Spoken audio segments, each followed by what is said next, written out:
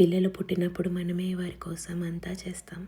తినిపిస్తాం, నిలబడేలా చేస్తాం, నడిపిస్తాం. ఇదంతా ప్రేమే. కానీ అదే ప్రేమ ఆ తరువాత నిబంధనలుగా మారితే, ఇది చెయ్యకు, అది చెయ్యకు, ఇలా వద్దు, నేను చెప్పిందే చెయ్యాలి, అదే మా పెద్దలు చెప్పింది నేను చేశాను, నువ్వు కూడా చెయ్యాలి, ఇలా అనేటప్పుడు మనం పిల్లల భవిష్యత్తు పైన తలుపులు మూసేస్తున్నామనే విషయం మర్చిపోతాం. పిల్లల్లోని స్వతంత్ర ఆలోచనలని మెల్లమెల్లగా మాయం చేస్తున్నాం కాదంటారా? ఒక చెక్క ముక్కని మందిరంగా మార్చాలంటే దాని తగిన ఆకారం ఇవ్వాలి. కానీ దాన్ని అరగలేనంతగా అరగదీస్తే ఆ చెక్క ముక్క నిలబడుతుందా? పిల్లలకు కూడా అంతే. మార్గం చూపాలి కానీ తమదైన పయనానికి స్వేచ్ఛనివ్వాలి. ప్రతి తప్పు ఒక పాఠం అవుతుంది.